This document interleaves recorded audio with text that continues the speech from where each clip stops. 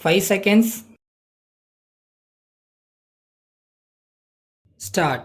வரவு செலவு திட்டத்தின் மீது சட்டப்பேரவையில் ஓர் உறுப்பினர் பேசியதாவது: நிதியமைச்சர் அளித்துள்ள இந்த திட்டத்தை ஆதரித்து ஒரு சில வார்த்தைகள் கூற விரும்புகிறேன்.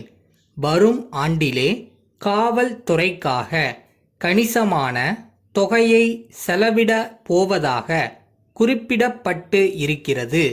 இப்படி காவல்துறைக்காக செலவிடுவது மிகவும் அத்தியாவசியமானதுதான். ஆனால் காவல்துறையினர் செய்யும் பணிகளையும் ஆற்றிய சாதனைகளையும் நமது நாட்டு மக்களுக்கு எடுத்துச் சொல்வதற்கு போதுமான விளம்பர வசதிகள் இல்லை.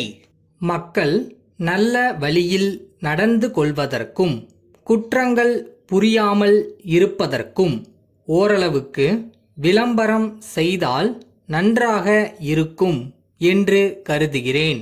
எனவே காவல்துறையினரின் பணிகளையும் சாதனைகளையும் நல்ல முறையில் விளம்பரம் செய்வதற்கு ஏற்பாடு செய்ய வேண்டுமென்று கேட்டுக்கொள்ளுகிறேன்.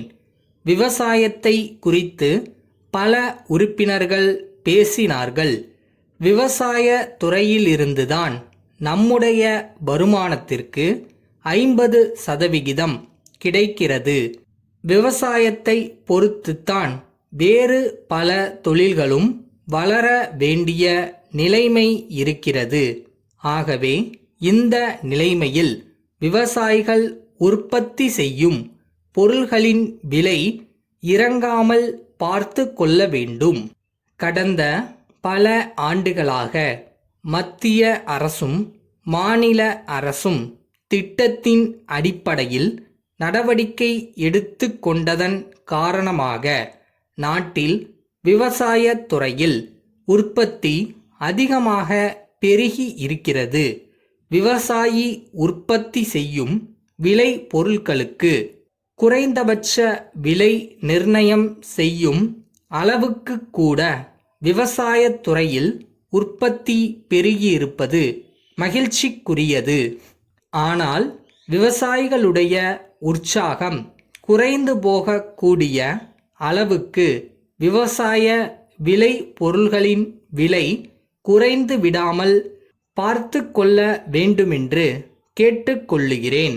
அடுத்தபடியாக ஊர்காவல் படை அமைப்பது சம்பந்தமாக எந்தவிதமான அரசியல் உள்நோக்கமும் இருக்கக்கூடாது.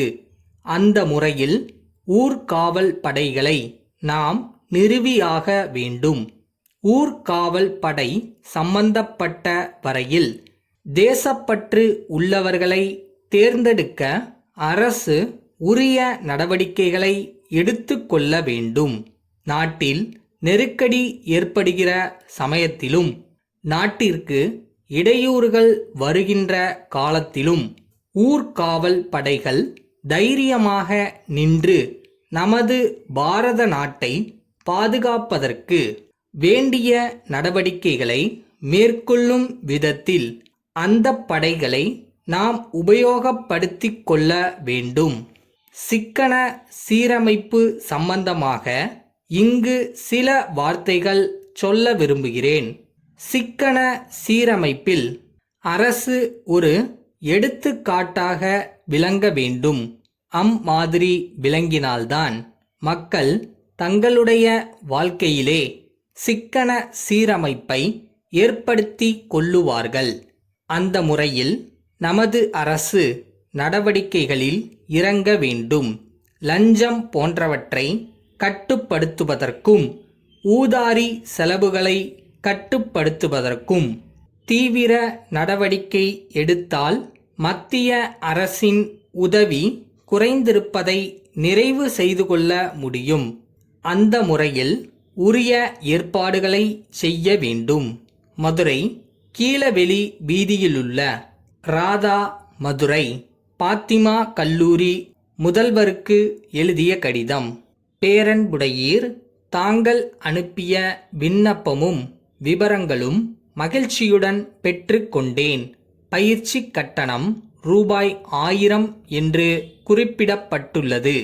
மாணவர் சேர்க்கை கட்டணம், பயிற்சி கட்டணம், விஞ்ஞான கூட ஆராய்ச்சி கட்டணம் மற்றும் நூலக கட்டணம் அனைத்தும் சேர்ந்ததாகும் என்று குறிப்பிடப்பட்டுள்ளது.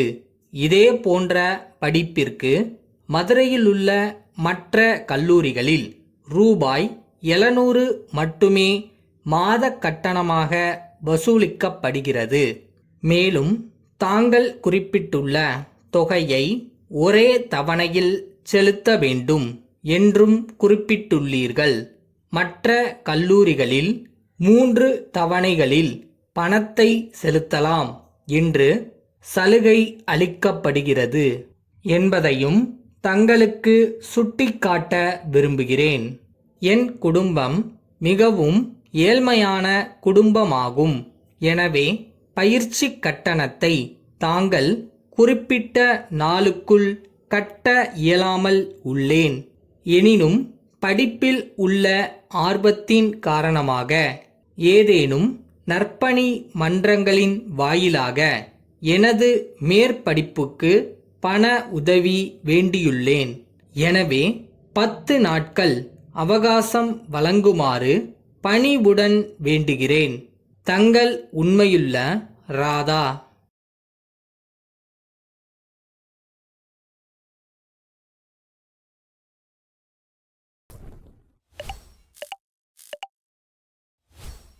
கஷ்டப்பட்டு பண்ணாம இஷ்டப்பட்டு பண்ணோம்னா சீக்கிரமே நம்மளை வெற்றி தேடி வரும். செய்யற வேலையை இஷ்டப்பட்டு பண்ணுங்க.